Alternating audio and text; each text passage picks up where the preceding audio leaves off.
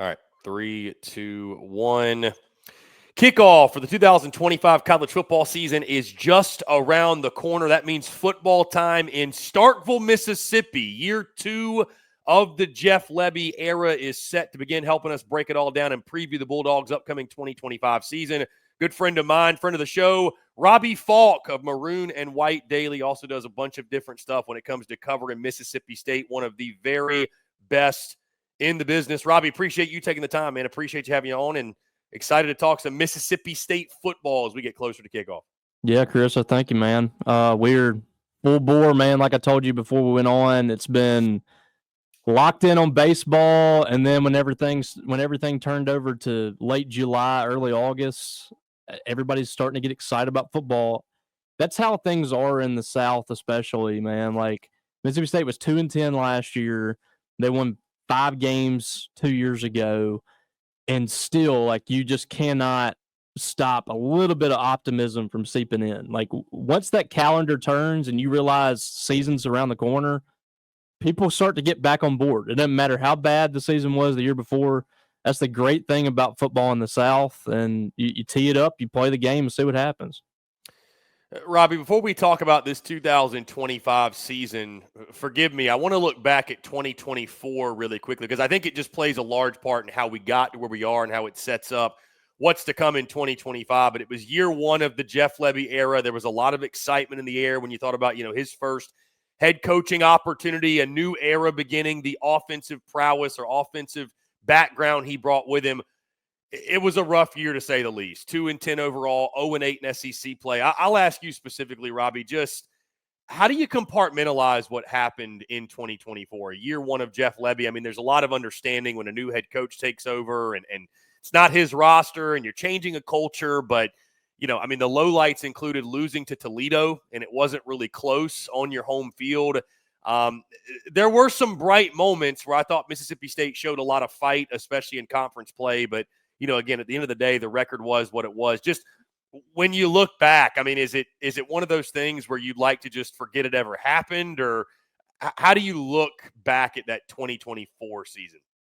I think there were just a lot of things that came together over the last few years that attributed to that. And you look at the fact that Mississippi State lost its coach to a tragic death in the middle of bowl prep after winning 8 regular season games a few years ago. And when Mike Leach passed away, it kind of set the wheels in motion to, fall off the wagon here. And so Leach passes away. Mississippi State hands the reins over to Zach Arnett, who had never been a head coach. And at the time, I kind of understood the whole thought process of that. They had no AD. They had an interim athletic director at the time. Is before they hired Zach Selman. John Cohen had left a few months prior to be Auburn's athletic director. And so they had nobody in place to be the leader of the athletic department. And you lost a legendary coach at your most important sport, the big revenue producer. And so you got tampering going on in college football. You got the transfer portal. You have to get your class together. State had put together a decent signing class that was about to sign like 3 days after Mike Leach passed. And they had to get things together because, quite frankly, there were schools around the country that were tampering with Mississippi State's roster. As despicable as that sounds, college football, that's just what it is at this point. And there were coaches and agents that were moving and going at that time, and there was a chance the Mississippi State's roster was going to fall apart. So I totally got the thought process of that, but Zach Arnett was just not ready for that position, and it showed in every aspect of that team. They hired an offensive coordinator that was not fit for the personnel that Mississippi State had. They went away from the air raid, and everything just kind of fell apart. And you get into hiring a new head coach. It's a first-time head coach. The roster last year was just not built for the SEC. The line of scrimmage was very poor for Mississippi State, and if you don't have the line of scrimmage in this league, you can't win. So I think it was just a lot of things happening. You're breaking in a first-time head coach with a roster that's not ready for the SEC. Development wasn't there. Evaluations weren't there. They pretty much had to start all over again this offseason, and Jeff Lebby went out and he got essentially 50-plus new players for this roster. When you look at the JUCO high school recruiting class and the transfer portal, they've had to completely revamp what they have. And in a few key spots, they have returners that's going to be big, but Jeff Lebby was just dealt a pretty bad hand in year one. I'm not taking all the heat off of him because I do think that there were some things that this coaching staff could have done significantly better that they didn't. And he kept that entire defensive staff. That was, quite frankly, a shock to everybody around here that this defensive staff, after performing historically poorly, was all kept intact. They kept the entire unit. So, there's some question marks there. If this doesn't work out for Jeff Lebby, I think that you can point directly at the fact that he kept this coaching staff completely together on that defensive side of the ball and didn't make any changes. If it does work out, then that was quite the move for him to keep everybody intact and not make a knee-jerk reaction. We'll see what happens. I think that'll play itself out pretty quickly this year. Robbie, you mentioned Jeff Lebby. I do want to go there. I ask everyone I chat with in regards to the overall vibe and the feeling around the head coach or Jack to the program. Obviously, Robbie, you've got as good a feel, if not a better feel, than anybody when it comes to that Mississippi State football program and really the entire Mississippi State fan base. Jeff Lebby entering year number 2. Like you mentioned, it was a complete and total rebuild after the tragic passing of Mike Leach. And what has essentially happened since then. But what is the overall vibe around Jeff Lebby going into this second season? Because you hear some folks from whether it's a national scale, an SEC scale, they believe another rocky year, and we might be talking about him in regards to a hot seat. Again, it feels like a lot of others they think it's a 3 or 4, maybe 5-year even rebuild. I mean, where does the fan base sit? Is there more understanding, or is there a lot of competitive pressure, or is it a mix? What's your overall gauge on that?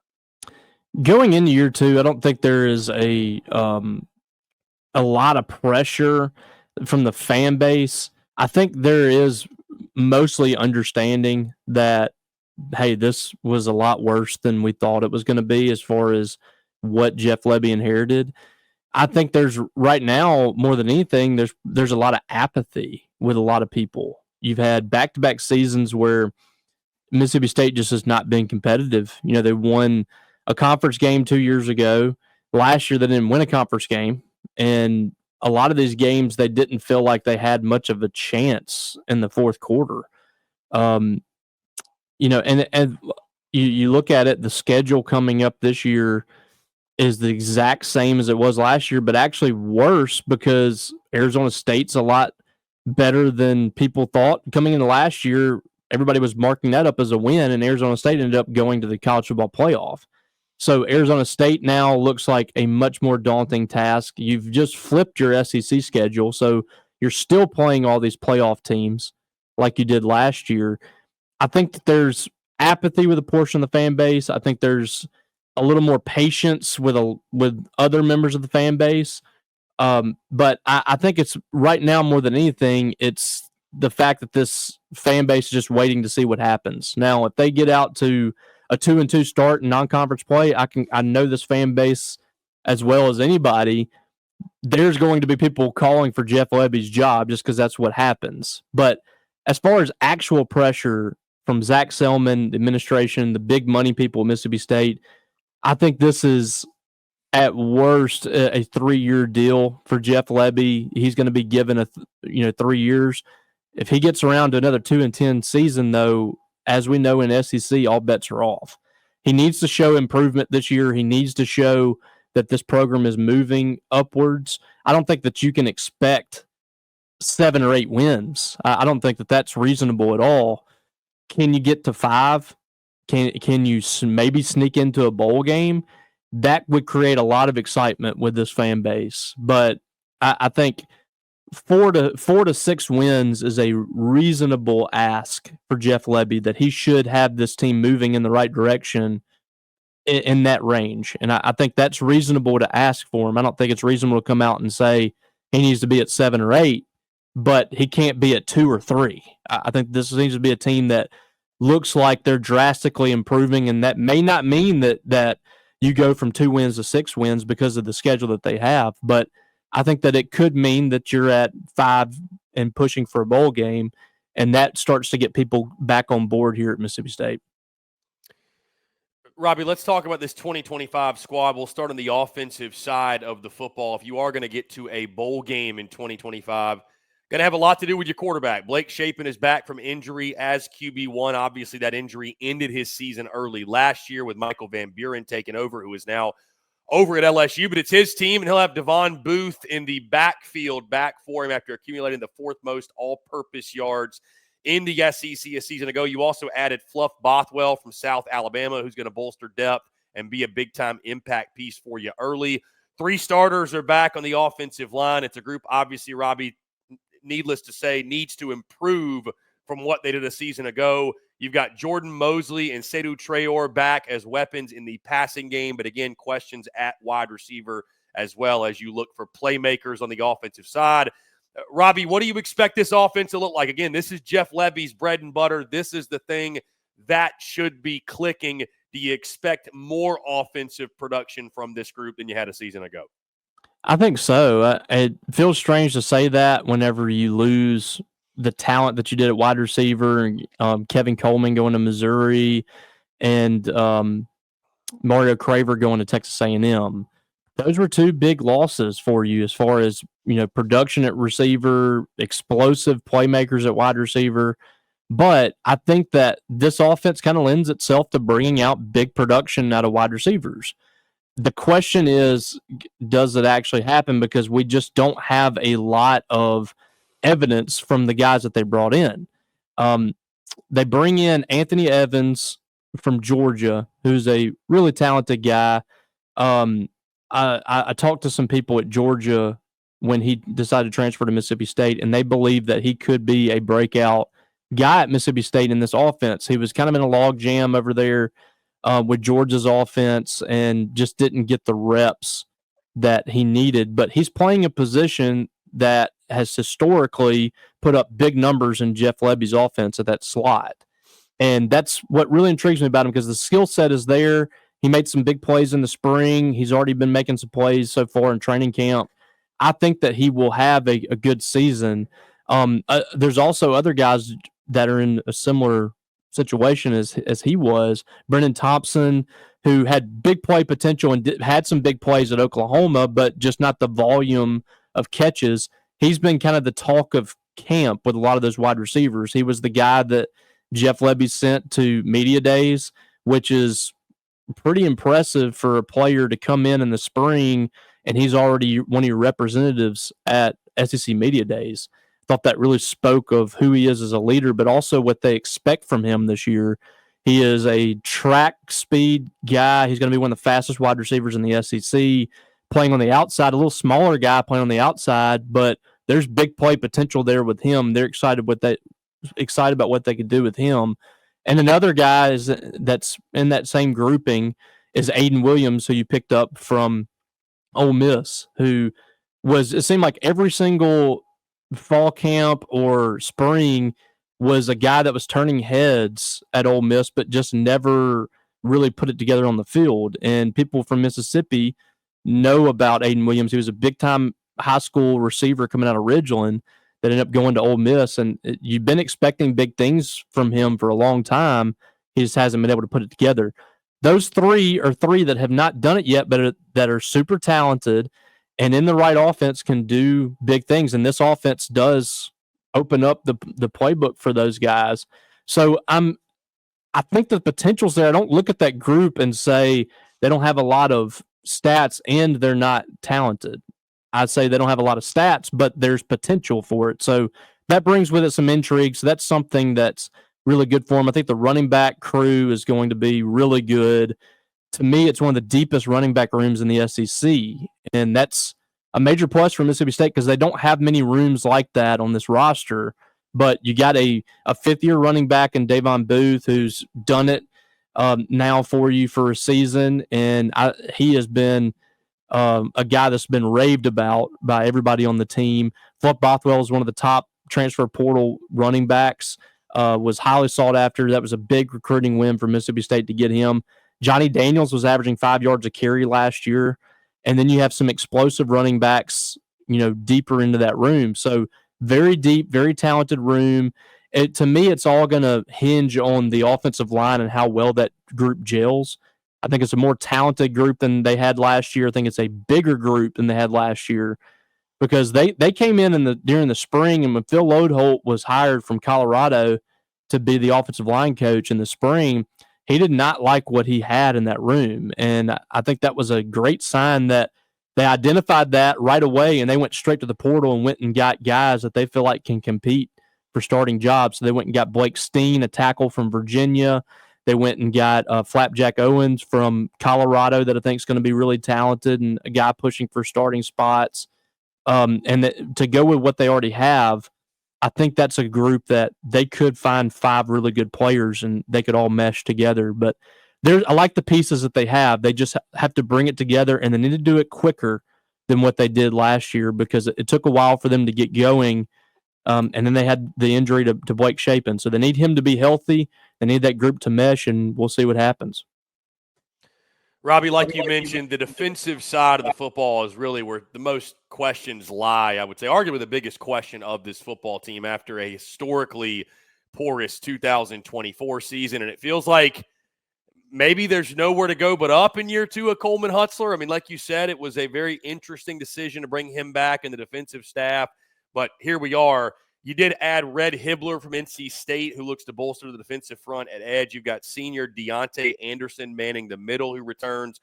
Jalen Smith from Tennessee should be an immediate impact player at linebacker. You've got Brandon Jennings and Nick Mitchell back with him as well at the linebacker spot. Brylan Lanier is back at star.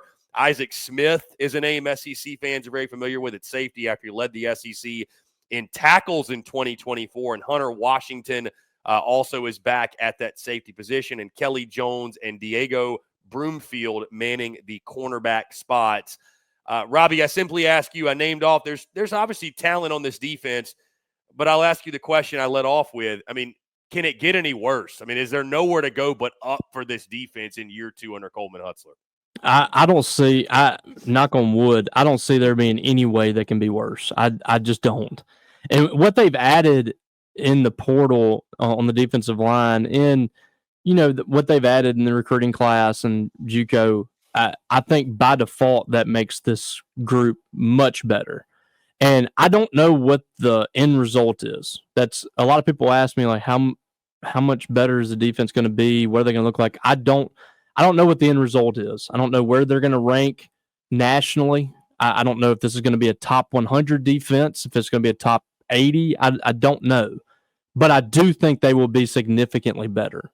And we'll see how far that takes them. But the front is going to change a lot of things for them. And I don't think people, when they talk about a defense and they start breaking down secondary, they got burnt on this play or they're missing tackle, whatever. I don't think people truly understand what lack of pressure and lack of presence up front does to the entire defense, and vice versa, what the pressure does for the defense. I don't think people truly get that. And that was the biggest, priority in the offseason, was to go get bigger bodies and more bodies and guys that can get after the quarterback up front. That was priority number 1. It begins and it ends right there. We'll fill all the other things as time goes, but we have got to fix this defensive line. And I feel like for the most part, they fixed a lot of those issues. They still have to go out and perform, but they went out and they got pass rushers like Will Whitson from Coastal Carolina and Rasheen Thomas from Northern Illinois, and you got Malik Silla, who was a guy at Texas A&M that wasn't a big time guy for them, but he played reps, and he's a tall, long pass rushing type guy that they can put on the edge, and he's going to help their pass rushing ability a little bit. They went out and got Jamil Burrows, who is a bit of a wild card for me. He played at Alabama. He was a guy in high school in the 2020 class that everybody wanted. Ends up at Alabama. He was a player that came off the bench for them for a couple of years. and then he transfers to Miami. He had to sit his first year, and then he sat again last year, just sat out of football altogether for the last 2 years. If he hits, that could be a major difference maker for Mississippi State in the middle at nose tackle. So you got guys back that were injured last year that should help their depth. You've added some defensive ends that I think are really going to help you. You've added some edge rushers, a linebacker, and a defensive end that I think are really going to help. I think that this defense will look a lot more competent. When I go to practices, I look at the defensive line, and it doesn't look comparable at all to what we saw last year. And that's a good step in the right direction. And that was really kind of like a slap in the face to Mississippi State fans to be so bad on the defensive line, because over the years, Mississippi State fans have not been able to hang their hat on a lot of things, but defensive line has been something that this school has prided themselves on, having NFL caliber defensive linemen and big physical fronts that whenever you leave the game on Saturday, whether or not you won, the other team said, my God, that was a war, because the defensive line set the tone. And not having a defensive line last year and having 10 sacks or whatever it was as a team, that was just a slap in the face of this fan base, because that's not what Mississippi State's been built on. So the hope is that you've got a little bit of that edge back, and that group sets the tone for you, and that sets the tone for the entire defense. The linebackers, they're freed up more. We talked to Nick Mitchell, a linebacker, the other day about just what he sees, and he said my lanes have really freed up a little more this year. I'm able to do what I want to do more than I did last year, and you're hearing that from a lot of these guys. So I really think that they're going to be a lot better up front, and I think linebackers in pretty good shape too. Isaac Smith's going to be playing more outside linebacker this season. The cornerbacks are the biggest question mark for this team, on the defensive side especially. They didn't really seem to me to have gotten significantly better there, and they lost their best guy, Bryce Pollock, to Texas Tech. So that's a big concern, but at the same time, they're not going to be asked to cover the way that they did last year. So perhaps that helps.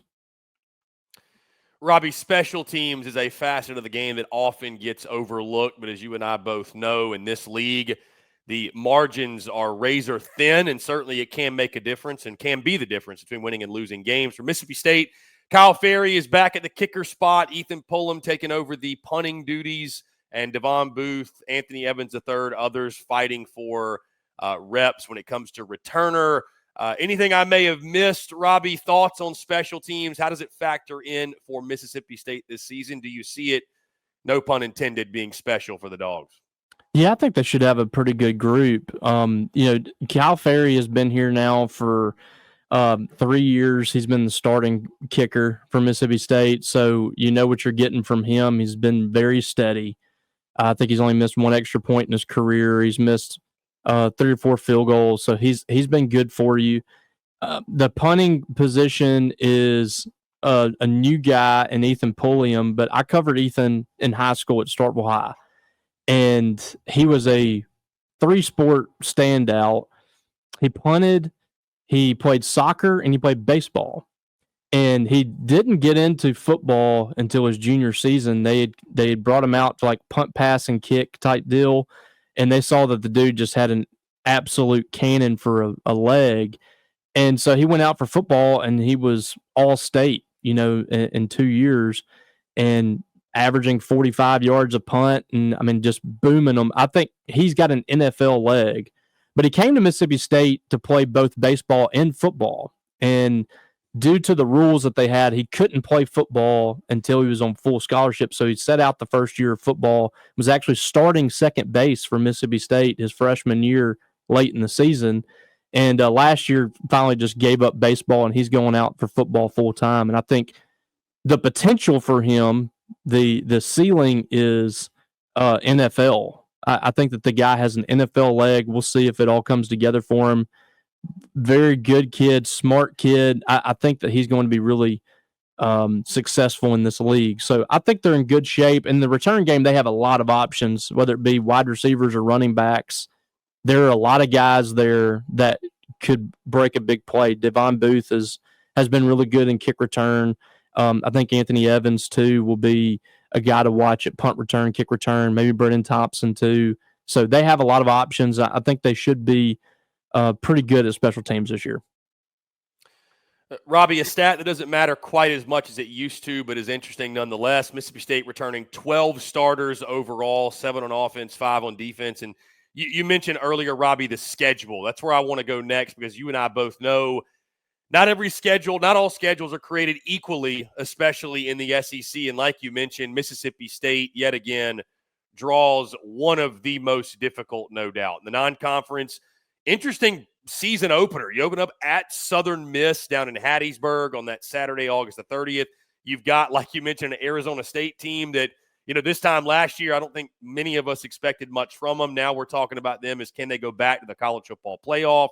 You get Alcorn State and NIU, your other 2 non-conference games where you get going in SEC play Saturday, September the 27th against Tennessee. And like you said, Robbie, it's the same schedules last year, but flipped. So some of the road dates are really interesting. Tennessee, Texas, Georgia, Ole Miss. I mean, these are all teams that were in the college football playoff, essentially, or outside of Ole Miss, obviously, but 3 of those 4 in the playoff. And the road dates at Texas A&M, really tough, at Florida going to the Swamp, and at Arkansas down in Fayetteville. So at Mizzou as well, by the way. So you look at this schedule, Robbie, just all in all, you talked about it a little bit earlier, but thoughts on the draw, thoughts on the slate for the Dogs? I mean, I don't think there's much to say other than it's really, really, really difficult.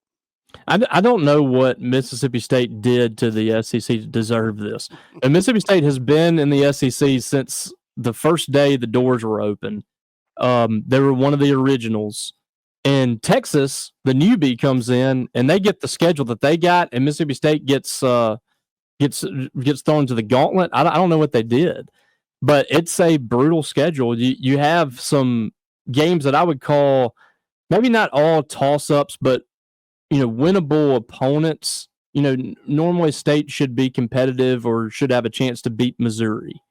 And last year State played them at home. Had that been switched, I think if they were playing them at home this year, I would be leaning more towards State having a shot in that game to have a chance to win.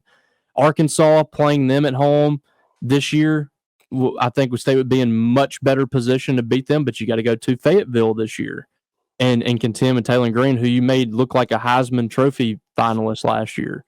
So, you look at the home games, and it's a really good home schedule. You get Georgia, Tennessee, Texas, Ole Miss, but all those teams are going to be, at least, for Georgia and Tennessee, or Georgia and Texas, those teams are going to be in the playoff discussion. I think Ole Miss is probably going to have a shot to be in the playoff discussion. We'll see on Tennessee, but they're still really good teams. And this is one of those deals. It's like I mentioned earlier, State could be a 4-win team, could be a 5-win team, and could be drastically improved.